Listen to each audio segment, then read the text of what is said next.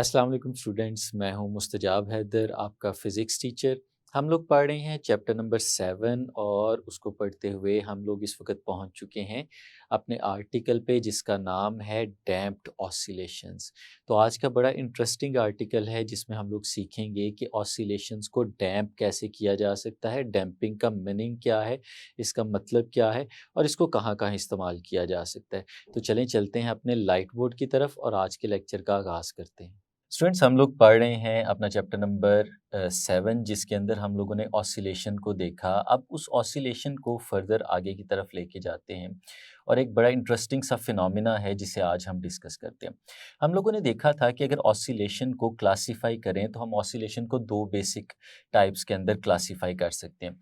एक हमारे पास जो ऑसिलेशन की टाइप थी स्टूडेंट्स, उसे हम लोग नाम देते थे फ्री ऑसिलेशन।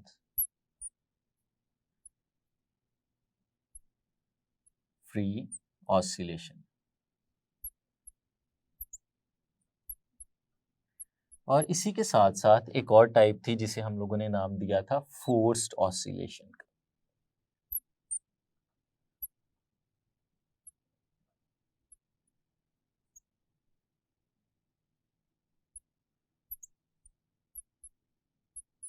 इन्हें हम लोगों ने डिटेल में डिस्कस किया था।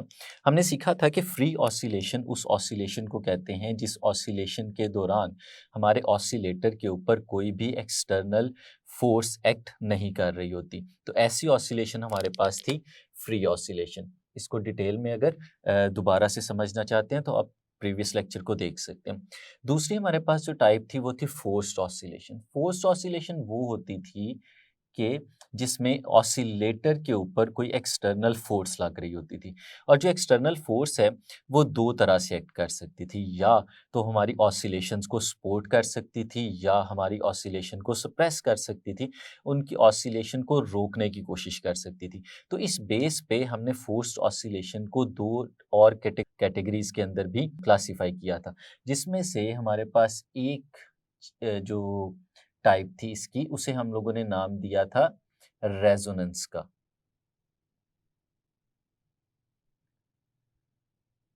रेजोनेंस को भी हम डिटेल में डिस्कस कर चुके हैं। इस केस में क्या होता था कि अगर हमारे पास कोई फोर्स लग रही है हमारे ऑसिलेटर के ऊपर और उस ऑसिलेटर पे लगने वाली फोर्स उसकी ऑसिलेशन को इंक्रीज कर देती थी, उसकी ऑसिलेशन के एम्पलीट्यूड को बढ़ा देती थी, तो हम उसे रेजोनेंस का नाम देते थे। अब हम इसकी दूसरी टाइप की तरफ चलने जा रहे हैं जिसको हम लोग जानते हैं डैम्पिंग के नाम से। डैम्पिंग, या हम इसे कहते हैं डैम्प्ड ऑसिलेशंस। तो आज का जो स्टूडेंट्स हमारा टॉपिक है वो है डैम्प्ड ऑसिलेशंस या डैम्पिंग। डैम्पिंग क्या है इसको हम डिफाइन करेंगे थोड़ा सा आगे जाके। पहले हम इसको फिजिकली ऑब्जर्व करने की कोशिश करते हैं। स्टूडेंट्स, फ्री और फोर्स्ड ऑसिलेशन के अंदर जो बेसिक डिफरेंस है वो है प्रेजेंस ऑफ फोर्स का और एब्सेंस ऑफ फोर्स का। स्टूडेंट्स, इमेजिन करें कि हमारे पास ये कुछ इस तरह से एक पेंडुलम मौजूद है। पेंडुलम हम जानते हैं कि एक स्ट्रिंग है जिसको हमने एक रिजिड सपोर्ट के साथ बांधा हुआ है और उसके नीचे हम लोगों ने यहाँ पे एक मैस जो है वो हैंग कर दिया। अब इस स्ट्रिंग के साथ लटके हुए इस मैस की अरेंजमेंट को हम लोग पेंडुलम के नाम से जानते हैं।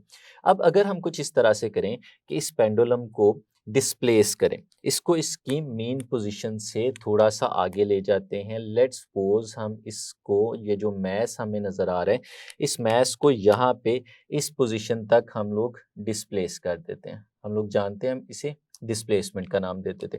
अब यहाँ पे लेके आके जब हम इस मैस को रिलीज करते हैं तो हम लोगों ने सीखा था कि एक रिस्टोरिंग फोर्स होती है जो इस मैस को वापस मेन पोजीशन की तरफ लेके जाने की कोशिश करती है और फिर ये मेन पोजीशन पे चला जाता है, लेकिन मेन पोजीशन पे रुकता नहीं है क्योंकि इसका इनर्शिया जो है इसे फर्दर आगे की तरफ ले जाता है। तो ये यहाँ पे रुकेगा नहीं बल्कि ये मूव करते करते एक नई पोजीशन तक आ जाएगा अपने इनर्शिया की वजह से, और उस नई पोजीशन को हम देखते हैं कि जहाँ तक हमने उसे डिस्प्लेस किया था इसकी एक साइड पे ये उतनी ही डिस्प्लेसमेंट अटेन करता है दूसरी साइड पे भी अपने इनर्शिया की वजह से, और फिर यहाँ से रिस्टोरिंग फोर्स इसे फिर वापस लेके आती है, और फिर ये क्या करता है, ये इन दो एक्सट्रीम पोजीशंस के दरमियान, यहाँ से यहाँ और फिर यहाँ से यहाँ, इनके दरमियान ये ऑसिलेट करना शुरू कर देता है। अब ये जो इसकी मैक्सिमम डिस्प्लेसमेंट है स्टूडेंट्स, हम लोगों ने इसे नाम दिया था एम्पलीट्यूड का। लेट्स सपोज ये जो एम्पलीट्यूड है इसे हम लोग नाम दे देते हैं y का, जो इसके इस साइड पे नज़र आ रहा है, और यहाँ पे जो एम्पलीट्यूड हमें नज़र आ रहा है उसे y प्राइम का नाम दे देते हैं, और फिर हम इसका ग्राफ प्लॉट करते हैं यहाँ पे। ये एक ऐसा सिस्टम है हमारे पास जिसे हम लोगों ने फ्री सिस्टम का नाम दिया हुआ है, यानी यहाँ पे इसके ऊपर कोई भी एक्सटर्नल फोर्स एक्ट नहीं कर रही। अब जब एक्सटर्नल फोर्स नहीं होगी और इस पेंडुलम को हम रिलीज करेंगे तो ये पेंडुलम ऑसिलेट करना शुरू करेगा, और ये कंटिन्यूसली इन अनडिफाइंड टाइम तक ऑसिलेट करता रहेगा जब तक कोई एक्सटर्नल फोर्स इस पे अप्लाई नहीं होती और वो इसे रोक नहीं देती। तो स्टूडेंट्स ये y और y प्राइम इन दोनों के दरमियान में कंटिन्यूसली ऑसिलेट करता रहेगा। अगर इस ऑसिलेशन का हम लोग ग्राफ प्लॉट करने की कोशिश करें तो यहाँ पे नीचे हम इसका ग्राफ प्लॉट कर सकते हैं। किस तरह से स्टूडेंट्स, जरा देखिएगा। हम कहते हैं कि ये जो डॉटेड लाइन हमें नज़र आ रही है ये हमारी मीन पोजीशन है, जो यहाँ पे हमारा बॉब जो बिल्कुल सेंटर पे मौजूद था, ये उस पोजीशन को रिप्रेजेंट कर रहा है। और स्टूडेंट्स ये जो ऊपर वाला हिस्सा हमें नज़र आ रहा है ये हमारे पास, ये जो अपर हॉरिजॉन्टल लाइन है ये हमारे पास y को रिप्रेजेंट कर रही है, और ये जो नीचे वाली लाइन हमें नज़र आ रही है ये हमें हमारे y प्राइम को रिप्रेजेंट कर रही है, यानी एक साइड वाली एम्पलीट्यूड को और जो नीचे है वो दूसरे साइड वाले एम्पलीट्यूड को रिप्रेजेंट कर रही है। अब स्टूडेंट्स अगर हम लोग इस डिस्प्लेसमेंट को देखें तो हमने देखा था कि ये जो डिस्प्लेसमेंट है जैसे जैसे हम इस y को रिलीज करेंगे तो ये मेन पोजीशन की तरफ मूव करना शुरू करेगा और इसका डिस्प्लेसमेंट कम होता चला जाएगा। जब वो मेन पोजीशन पे पहुंचेगा तो उसका डिस्प्लेसमेंट बिल्कुल ज़ीरो हो जाएगा, लेकिन वो अपने इनर्शिया की वजह से आगे जाएगा तो उसका डिस्प्लेसमेंट फिर से बढ़ना शुरू हो जाएगा। लेकिन अब की बार जो उसका डिस्प्लेसमेंट बढ़ रहा है उसकी डायरेक्शन पहले वाले डिस्प्लेसमेंट की निस्बत ऑपोजिट है, उससे उलट डायरेक्शन में। तो इसका मतलब है अब अगर हम डिस्प्लेसमेंट को देखेंगे तो ऑपोजिट देखेंगे, लेकिन इंक्रीज वो फिर भी कर रहा होगा। तो स्टूडेंट्स अगर इसका ग्राफ प्लॉट करें तो हम देखते हैं कि हमने उसको y पे रिलीज किया था, यानी हमने इस पॉइंट पे उसे रिलीज किया था और वो मेन पोजीशन की तरफ जा रहा था, यानी उसका डिस्प्लेसमेंट कम हो रहा था। तो जब हम इसका ग्राफ यहाँ पे प्लॉट करेंगे तो ये ग्राफ कुछ इस तरह से बनेगा। ये मेन पोजीशन पे पहुंच गया, लेकिन मेन पोजीशन पे रुकेगा नहीं बल्कि आगे जाएगा और y प्राइम की डायरेक्शन में मूव करेगा। अब उसका डिस्प्लेसमेंट बढ़ना है, लेकिन अब उसकी डायरेक्शन बदल चुकी है। तो अगर हम नीचे को देखें तो अब ये y प्राइम है, यानी ये ऑपोजिट डायरेक्शन में। तो हम इसको कुछ इस तरह से लेके आ सकते हैं कि उसकी डिस्प्लेसमेंट बढ़ते बढ़ते यहाँ तक आ जाएगी, और फिर जब वो यहाँ पे पहुँच जाएगा तो उसके बाद रिस्टोरिंग फोर्स उसे वापस लेके आएगी और उसकी डिस्प्लेसमेंट फिर से कम होना शुरू हो जाएगी, यानी वो मेन पोजीशन से एक एक्सट्रीम पोजीशन से मीन पे गया और फिर मीन पोजीशन से दूसरी एक्सट्रीम पोजीशन पे गया और फिर उस एक्सट्रीम पोजीशन से वापस उसने मूव करना शुरू किया और वो फिर मीन पोजीशन पे आएगा और फिर वो एक्सट्रीम पोजीशन पे आएगा, वो फिर मीन पोजीशन पे आएगा, और इस तरह से वो कंटिन्यूसली ऑसिलेट करता रहेगा। अगर इस पे कोई भी फोर्स नहीं लगेगी तो in the absence of force ये कंटिन्यूसली इस तरह ऑसिलेट करता रहेगा और उसका एम्पलीट्यूड जो है वो इसी तरह से चेंज होता रहेगा, एक एक्सट्रीम से दूसरे एक्सट्रीम तक वो कंटिन्यूसली मूव करता चला जाएगा। और अगर हम उसका graph proper with time continuously plot करते हैं तो बिल्कुल इसी तरह से हमें एक लंबी जो कर्व है वो नज़र आ जाएगी, जिसमें एम्पलीट्यूड में कोई भी चेंज हमें नज़र नहीं आएगा। अब हम आगे चलते हैं। ये तो बात थी सिंपल, अगर फ्री ऑसिलेशन होगी तो हमारे पास ग्राफ कुछ इस तरह से बनेगा। लेकिन हम अगर प्रैक्टिकली देखें तो ज़्यादातर जो सिस्टम्स हमें नज़र आते हैं जो ऑसिलेट कर रहे होते हैं वो इस तरह के सिस्टम्स नहीं होते। इस पेंडुलम की ही एग्जांपल ले लें। अगर हम किसी भी रूम में किसी भी जगह पे मौजूद इस पेंडुलम को डिस्प्लेस करते हैं तो हम लोग देखते हैं कि थोड़ा ही टाइम गुजरता है तो पेंडुलम रेस्ट की स्टेट में आ जाता है, उसका एम्पलीट्यूड आहिस्ता आहिस्ता कम होता चला जाता है और अल्टीमेटली वो क्या करता है कि वो मेन पोजीशन पे आके रुक जाता है। ऐसा क्यों होता है? ऐसा इसलिए होता है कि उस पे कोई एक्सटर्नल फोर्स है जो उसकी ऑसिलेशन को रोकने की कोशिश कर रही होती है, रेजिस्टेंस ऑफर कर रही होती है। वो कौन सी फोर्स हो सकती है उसको हम यहाँ पे देखते हैं। लेट्स सपोज स्टूडेंट्स हमारे पास यही पेंडुलम दोबारा से मौजूद है, जिसको अभी हम लोगों ने कुछ देर पहले डिस्कस किया। हम इस पेंडुलम को मेन पोजीशन से डिस्टर्ब करते हैं, जिस तरह से हमने पहले किया था, इसको डिस्प्लेस करके हम लोग लेट्स सपोज इस पॉइंट तक ले आते हैं। अब स्टूडेंट्स जब ये इस पॉइंट पे पहुंच जाएगा तो हम इसे रिलीज करते हैं। लेकिन अब की बार ये जो पेंडुलम है, ये हम लोगों ने एक ऐसी जगह पे रखा हुआ है जहाँ पे एयर मौजूद है, जैसे कि अभी हम लोगों ने एग्जांपल ली कि रूम में या किसी भी जगह पे मौजूद है। अब हमें पता है, हमने चैप्टर नंबर 6 में सीखा कि जब भी कोई ऑब्जेक्ट किसी भी फ्लूइड के अंदर से मूव करता है तो फ्लूइड उस पर एक फोर्स लगाता है जो उसकी मूवमेंट को रोकने की कोशिश करती है, जिसे हमने ड्रैग फोर्स का नाम दिया था। कॉन्सेप्ट जो था वो विस्कस ड्रैग कहलाता था। तो जब ये बॉब मेन पोजीशन की तरफ जाने की कोशिश करेगा तो वो एयर में से मूव कर रहा है, तो एयर उसे रोकने की कोशिश करेगी, यानी एक फोर्स लगाएगी जो उसकी रिस्टोरिंग फोर्स के ऑपोजिट डायरेक्शन में लग रही होगी। अब वो फोर्स करेगी क्या? वो फोर्स करेगी ये कि जब ये इस मेन पोजीशन पे आया था और इसका इनर्शिया उसे आगे लेके जाने की कोशिश कर रहा था, तो उस फोर्स ने उसे रोकने की कोशिश करनी है। तो जब वो रोकने की कोशिश करेगी तो जिस पॉइंट तक उसे पहुंचना चाहिए था वो उस पॉइंट तक पहुंच नहीं पाएगा, क्योंकि अब एक ऐसी फोर्स भी है जो उसकी मोशन को रिस्ट्रिक्ट कर रही है। तो अब होगा क्या स्टूडेंट्स, अगर हम देखें तो ये जो हमारा पेंडुलम है, अगर हम इसकी बात करें कि पहले जो हमने इसकी डिस्प्लेसमेंट की थी यहाँ से इस पॉइंट से लेके इस पॉइंट तक, अगर ये y के बराबर थी और फिर इतनी ही डिस्प्लेसमेंट अगर हम ऑपोजिट डायरेक्शन में ले लें और उसे हम लोग y प्राइम का नाम दे दें, तो हमारा ये जो मैस है अब ये y प्राइम तक नहीं पहुंच पाएगा, बल्कि y प्राइम से पहले ही किसी पॉइंट पे ये रुक जाएगा। क्यों? क्योंकि एक एक्सटर्नल फोर्स है जो उसे रोकने की कोशिश कर रही है, तो ये इस पॉइंट तक रह जाएगा। लेकिन अब रिस्टोरिंग फोर्स इसे वापस भी लेके जाना चाहेगी। जब ये वापस जा रहा होगा तो क्या दोबारा से वो फोर्स इस्पेक्ट कर रही होगी? बिल्कुल, क्योंकि अभी भी ये एयर के अंदर मौजूद है। तो अब अगली दफा जब वो यहाँ तक जाना चाहेगा तो उस पॉइंट तक भी नहीं पहुंच पाएगा जहां तक पहले मौजूद था। तो अल्टीमेटली होगा क्या स्टूडेंट्स, हम लोग देखते हैं, अगर इसी को यहाँ पे ऑब्जर्व करके देखें तो y से चला था, जब वो y से मूव करते करते इस तरफ आया तो वो y प्राइम तक नहीं पहुंच पाया, बल्कि उससे पहले ही रुक गया। अब जब वो y प्राइम से या वापस आना शुरू करेगा तो अगर रेजिस्टिव फोर्स ना होती तो उसे y तक जाना चाहिए था, लेकिन अब वो y तक नहीं जा पाएगा, बल्कि उससे पहले ही किसी पॉइंट पे रुक जाएगा। और फिर जब उधर से वापस चलेगा तो वापस चलते हुए दोबारा से जो फोर्स है उसको पहले से भी कम डिस्प्लेसमेंट तक जाने देगी, और फिर ये यहाँ से जब वापस चलेगा तो उसकी डिस्प्लेसमेंट इस तरफ भी फर्दर कम होती चली जाएगी। तो स्टूडेंट्स इस तरह से होगा क्या, अल्टीमेट इफेक्ट क्या होगा कि हमारी अगर हम देखें तो डिस्प्लेसमेंट कंटिन्यूअसली कम होती चली जा रही है। जो हमारा ऑसिलेट करता हुआ ऑब्जेक्ट है, आहिस्ता आहिस्ता उसका जो एम्पलीट्यूड है वो कम होता चला जा रहा है, और अल्टीमेटली क्या होगा, अल्टीमेटली ये होगा कि वो रुक जाएगा।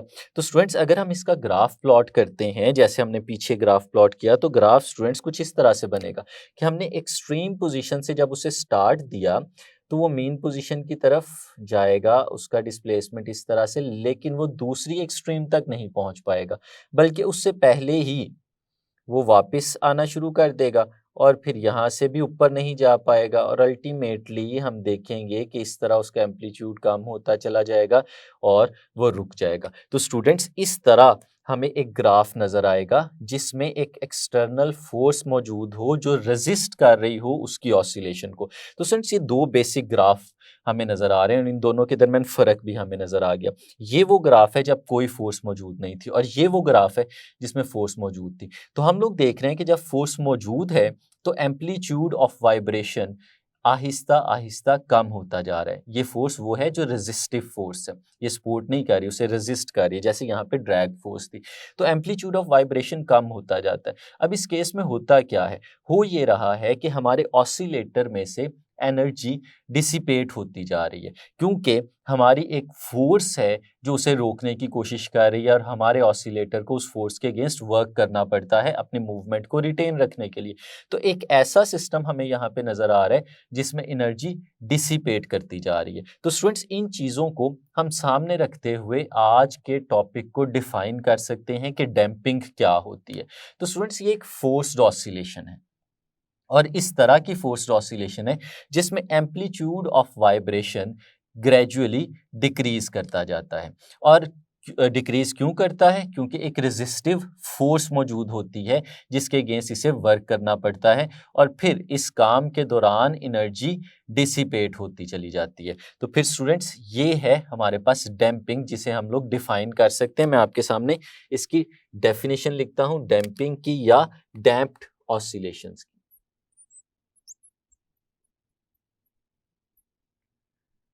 डैम्प्ड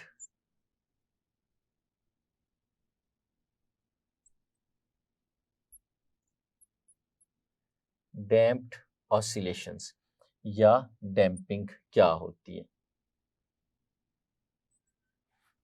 तो स्टूडेंट्स हम इसे कुछ इस तरह से डिफाइन कर सकते हैं।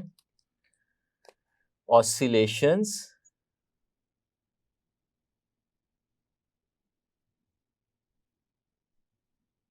इन द प्रेजेंस ऑफ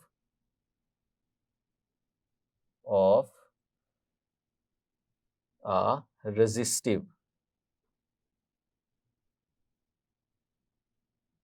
फोर्स, एक ऐसी ऑसिलेशन है जो रेजिस्टिव फोर्स की प्रेजेंस में हो रही है, in which oscillations in the presence of a resistive force in which amplitude of vibration decreases with time and energy is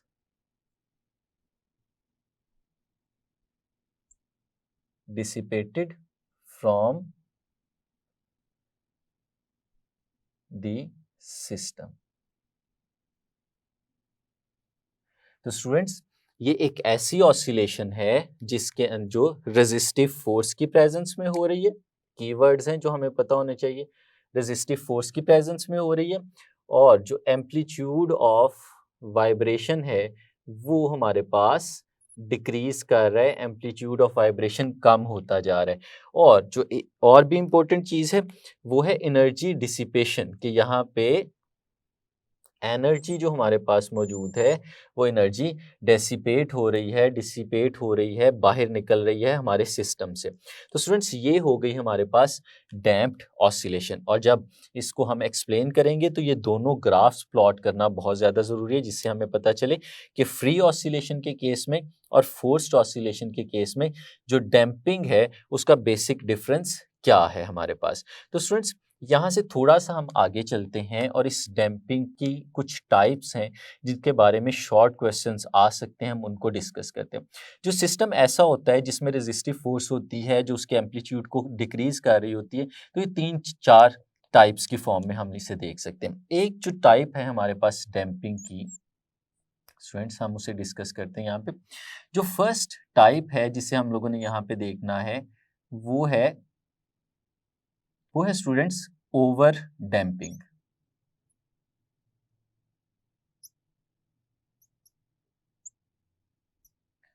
over damping, over damping क्या होती है स्टूडेंट्स? देखें, जब भी हमारा कोई भी ऑसिलेटर ऑसिलेट कर रहा है तो उसकी ऑसिलेशन को जो मैनेज करा रही है चीज़, या जिसकी वजह से ऑसिलेशन हो रही है, वो है उसकी रिस्टोरिंग फोर्स। तो स्टूडेंट्स एक फोर्स है जो उसको ऑसिलेट करवा रही है, और इस केस में डैम्पिंग के केस में एक और फोर्स भी है जो उसे रोक रही है, उसकी ऑसिलेशन को कम करने की कोशिश कर रही है। वो जो फोर्स है हमारे पास, हम उसे रेजिस्टिव फोर्स कहते हैं। तो एक रिस्टोरिंग फोर्स है और एक रेजिस्टिव फोर्स है। एक वो फोर्स है जिसने ऑसिलेशन करवानी है और एक वो फोर्स है जिसने ऑसिलेशन को रोकने की कोशिश करनी है। तो स्टूडेंट्स ओवर डैम्पिंग क्या होती है? अगर हम इन दोनों फोर्सेस का कंपैरिजन करें, मैं यहाँ पे आपके सामने लिखता हूँ। एक फोर्स है हमारे पास, ये है रिस्टोरिंग, और एक फोर्स है हमारे पास जो है रेजिस्टिव।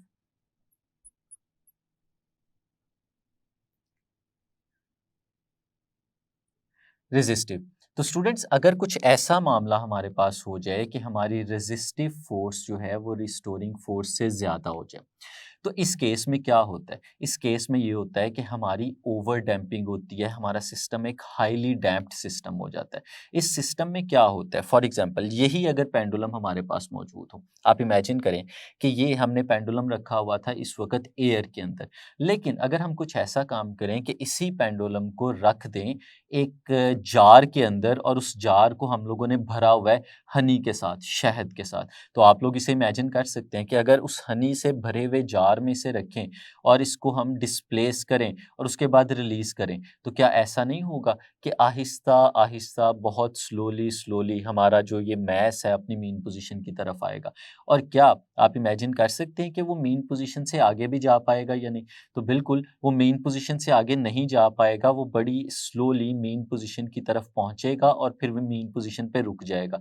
ऐसा क्यों हो रहा है? क्योंकि जो रिस्टोरिंग फोर्स है जो उसे वापस लेके आ रही थी, वो बहुत कम थी as compare to the resistive force जो कि ड्रैग फोर्स हनी उसे प्रोवाइड कर रहा था। तो रेजिस्टिव फोर्स रिस्टोरिंग फोर्स की निस्बत कम हो गई। तो अगर यही ग्राफ हम प्लॉट करें इस केस में, तो स्टूडेंट्स ये ग्राफ बड़ा इंटरेस्टिंग सा हमारे पास प्लॉट होता है। ये ग्राफ कुछ इस तरह से हमारे पास आएगा कि आपने उसको एक्सट्रीम पोजीशन से डिस्प्लेस किया, वो बड़ी उसकी डिस्प्लेसमेंट आहिस्ता आहिस्ता कम होती जाएगी, होती जाएगी, होती जाएगी और अल्टीमेटली वो मीन पोजीशन पे पहुंचेगा और फिर वो मीन पोजीशन पे ही रहेगा, वो दूसरी डायरेक्शन में नहीं जा पाएगा, क्योंकि रेजिस्टिव फोर्स जो है वो रिस्टोरिंग फोर्स की निस्बत बहुत ज़्यादा है।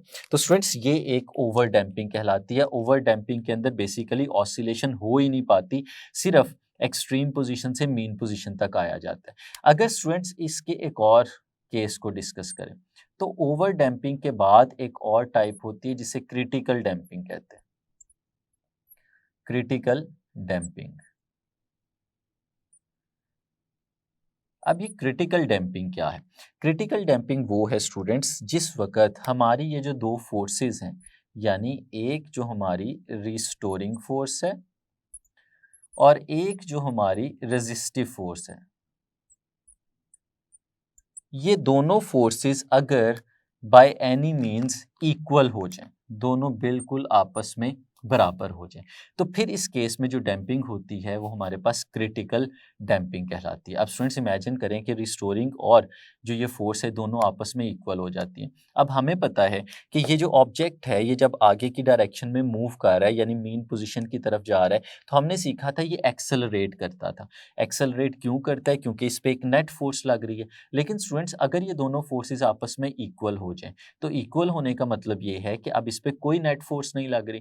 तो जब किसी ऑब्जेक्ट पे नेट फोर्स नहीं लगती तो वो एक्सेलरेट नहीं करता, बल्कि वो यूनिफॉर्म वेलोसिटी के साथ मूव करता है। तो इसका मतलब है अब ये एक्सट्रीम से मीन पोजीशन की तरफ आएगा, लेकिन जिस वेलोसिटी से वो आएगा वो एक यूनिफॉर्म वेलोसिटी होगी और इस केस में हमारे पास जो एम्पलीट्यूड है वो कम होगा, लेकिन ये एम्पलीट्यूड उतनी आहिस्ता से कम नहीं होगा जितना पहले हुआ था। तो अगर स्टूडेंट्स इसका हम लोग यहाँ पे ग्राफ प्लॉट करेंगे, तो हम इमेजिन कर सकते हैं कि इसका ग्राफ कुछ इस तरह से बनेगा कि ये रिलेटिवली लार्जर स्पीड से मीन पोजीशन की तरफ आएगा, लेकिन मीन पोजीशन पे आके ये रुक जाएगा, ये मीन पोजीशन से आगे नहीं जा पाएगा, क्योंकि इस वक्त भी हमारे पास उसको आगे लेके जाने के लिए कोई मीन्स मौजूद नहीं है, तो इसने मीन पोजीशन पे आके ठहर जाना है, रुक जाना है। तो ये क्रिटिकल डैम्पिंग कहलाती है। तो स्टूडेंट्स ये दो डैम्पिंग्स के अगर हम लोग ग्राफ देखें तो हमें कुछ इस तरह के नजर आते हैं। और फिर ये जो चीज़ हम लोगों ने यहाँ पे देखी,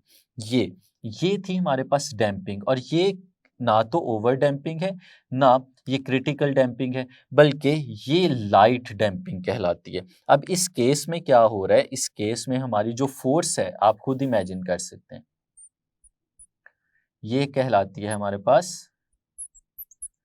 लाइट डैम्पिंग। और ये डैम्पिंग उस वक्त होती है जिस वक्त हमारी जो रिस्टोरिंग फोर्स है, रिस्टोरिंग फोर्स जो है और जो रेजिस्टिव फोर्स है, उनके दरमियान कुछ ऐसा रिलेशन हो कि हमारी जो रिस्टोरिंग फोर्स है ये ज़्यादा हो जाए हमारी रेजिस्टिव फोर्स से। तो इस केस में स्टूडेंट्स क्या होता है कि हमारा ऑब्जेक्ट एक्सेलरेट करता है, और फिर जब एक्सेलरेट करेगा तो उस पे इनर्शियल फोर्स भी मौजूद होगी, जिसकी वजह से वो आगे की तरफ चला जाएगा। और हमारा जो ग्राफ बनेगा, जैसे हम लोगों ने यहाँ पे देखा, वो यहाँ पे ग्राफ कुछ इसी फॉर्म में बनेगा। और हम अगर उसको यहाँ पे प्लॉट करें, एक तो हमारा ऑब्जेक्ट जो है वो फॉरन मीन पोजीशन की तरफ आ जाएगा, लेकिन उसका एम्पलीट्यूड ऑफ वाइब्रेशन जो है वो आहिस्ता आहिस्ता कम होता चला जाएगा और अल्टीमेटली हमें इस तरह का ग्राफ मिलेगा। और फिर अगर हम अनडैम्प्ड सिस्टम की बात करें, इन तीनों से बाहर निकल जाएं, यानी अगर हमारी रेजिस्टिव फोर्स हो ही ना, तो फिर हमारा ग्राफ कुछ इस तरह से बनता है। उसको भी मैं यहाँ पे प्लॉट कर देता हूँ ताकि हमें सारे ग्राफ्स के दरमियान फ़र्क पता चल जाए। जो हमारा ग्राफ होगा वो कुछ इस तरह से बनेगा स्टूडेंट्स। ये हमारे पास कुछ इस तरह का ग्राफ प्लॉट होगा। मैं इसको थोड़ा सा आपके लिए और विजिबल बना देता हूँ। ये कुछ इस फॉर्म में हमारे पास ग्राफ बनता हुआ हमें नज़र आएगा। तो स्टूडेंट्स, ये सारे ग्राफ एक ही जगह पे प्लॉट करने का मतलब ये था कि हम सीख सकें कि किस तरह से डिफरेंट टाइप के सिस्टम्स में डैम्पिंग हो रही होती है। फर्स्ट हमारे पास थी ओवर डैम्पिंग, सेकंड थी हमारे पास क्रिटिकल डैम्पिंग, थर्ड थी हमारे पास लाइट डैम्पिंग, और फिर थी अनडैम्प्ड। और ये हमारा ग्राफ है फर्स्ट वाले का। और फिर हम लोगों ने जैसे देखा, ये था हमारे पास ग्राफ हमारे सेकंड सिस्टम का। और ये जो ग्राफ है हमारे पास, ये था हमारे थर्ड सिस्टम का ग्राफ। और फिर ये फोर्थ जो है, हम लोगों ने इसे भी देख लिया। तो क्या हमें इसके कोई एडवांटेजेस भी मिलते हैं, कोई फ़ायदा भी मिलता है? यकीनन स्टूडेंट्स, इसके हमें बहुत सारे एडवांटेजेस हैं। उसमें जो एक मेन इसकी एप्लीकेशन है, जिसे हमारी बुक में भी डिस्कस किया गया है, वो है हमारे पास एक शॉक एब्जॉर्बर। हम लोगों ने देखा है कि हमारी जो व्हीकल्स होती हैं, हमारी गाड़ियाँ, चाहे वो मोटर बाइक हो, चाहे कोई कार हो, तो उस व्हीकल के टायर और उसकी बॉडी को जो मिलाने वाली चीज़ होती है, वहाँ पे एक अरेंजमेंट लगा होता है जिसे हम लोग शॉक एब्जॉर्बर का नाम देते हैं, जिसके अंदर एक स्प्रिंग होता है और स्प्रिंग को अटैच किया गया होता है एक सिलेंडर के साथ, जिसके अंदर एक ऑयल होता है और वो मूव कर सकता है। अब इमेजिन करें स्टूडेंट्स कि एक बम्प है रोड के ऊपर, और हमारी गाड़ी जब उस बम्प के ऊपर से गुजरती है, तो हमारी गाड़ी को इस तरह से डिज़ाइन किया जाता है कि अंदर बैठे हुए पैसेंजर्स को वो बम्प ज़्यादा फील ना हो। और उसको फील ना कराने का सबसे अच्छा तरीका क्या है कि हमारा टायर मूव करे और गाड़ी की जो बॉडी का अपर पार्ट है वो बिल्कुल भी मूव ना करे। अब ये काम कौन कर सकता है? ये टायर के साथ लगा हुआ शॉक एब्जॉर्बर कर सकता है कि टायर खुद ऊपर चला जाएगा, लेकिन हमारी गाड़ी को ऊपर नहीं भेजेगा। लेकिन इसके साथ एक डिसएडवांटेज भी है कि जैसे ही हमारा स्प्रिंग कंप्रेस होता है, तो उसकी कंप्रेशन की वजह से उसके अंदर एक रिस्टोरिंग एनर्जी डेवलप हो जाती है, जो उसे वापस एक्सपैंड करने की कोशिश करती है। तो उस एक्सपेंशन की वजह से स्प्रिंग वापस आएगा और इनर्शिया की वजह से वो फर्दर एक्सपैंड करेगा, और वही काम होगा जो यहाँ पे सिस्टम में होता है, मतलब वो ऑसिलेट करना शुरू कर देगा। तो इमेजिन करें कि आप किसी गाड़ी में बैठे हुए हैं और गाड़ी किसी बम्प के ऊपर से गुजरती है, तो उसके बाद उसका स्प्रिंग काफ़ी देर तक ऑसिलेट कर चला जाता है। तो आप उस गाड़ी में बैठेंगे तो एक बम्प से पास करने के बाद काफ़ी देर तक आप भी उस ऑसिलेशन को फ़ील करते रहेंगे। तो ये एक डिज़ायरेबल चीज़ नहीं है, क्योंकि हम तो चाहेंगे कि हमारी वो ऑसिलेशन जल्दी से जल्दी डैम्प हो जाए और हमें वो ऑसिलेशन फ़ील ना हो। सिर्फ़ वो बम्प जो था, हम उसे रिमूव करना चाहते थे। हम सिर्फ़ उस बम्प से प्रोड्यूस होने वाली अनईज़ीनेस को ख़त्म करना चाहते थे। हम तो ऑसिलेशन प्रोड्यूस ही नहीं कराना चाहते थे। तो फिर ये कब पॉसिबल है कि स्प्रिंग उस एनर्जी को एब्ज़ॉर्ब कर ले और ज़्यादा से ज़्यादा जल्दी वो अपनी मेन पोज़ीशन पे आके रुक जाए? तो ऐसा सिर्फ़ उस वक़्त पॉसिबल है जब उसमें हाई डैम्पिंग हो, ताकि वो ऑसिलेट ना करे बल्कि अपनी मेन पोजीशन के ऊपर आके रुक जाए। और ऐसा करने के लिए हम लोगों ने एक ऐसा मैकेनिज़्म बनाया होता है, जिस मैकेनिज़्म में हमारे स्प्रिंग के अंदर एक सिलेंडर होता है, जिस सिलेंडर के अंदर एक ऑयल मौजूद है, और उस ऑयल को एक स्मॉल ओपनिंग से उस सिलेंडर के अंदर मूवमेंट की इजाज़त मिलती है। और जैसे ही हमारा स्प्रिंग कंप्रेस होता है, तो उस कंप्रेशन की वजह से वो ऑयल बहुत आहिस्ता-आहिस्ता दूसरे एंड पे जाता है, और अल्टीमेटली उसका इफ़ेक्ट क्या होता है कि हमारा स्प्रिंग जो है वो उसकी सारी की सारी एनर्जी ऑयल एब्ज़ॉर्ब कर लेता है, एनर्जी उसमें से डिसिपेट हो जाती है, और जितनी जल्दी एनर्जी डिसिपेट होगी, उतनी ही डैम्पिंग आसान हो जाएगी और हमारा जो स्प्रिंग है वो मीन पोजीशन पे आके रुक जाएगा और हमें जो अनईजीनेस फील हो सकती थी कंटिन्यूस ऑसिलेशन की वजह से वो नहीं होगी और ऑसिलेशन रुक जाएगी। तो स्टूडेंट्स ये था हमारा डैम्प्ड ऑसिलेशन का आर्टिकल जिसमें हम लोगों ने सीखा कि डैम्पिंग क्या होती है और इसको किस तरह से हम यूज़ कर सकते हैं शॉक एब्जॉर्बर वाली एप्लीकेशन में। उम्मीद है आपको अच्छे से समझ आया होगा। नेक्स्ट लेक्चर में मिलेंगे, तब तक के लिए इजाज़त दीजिए। अल्लाह हाफिज़।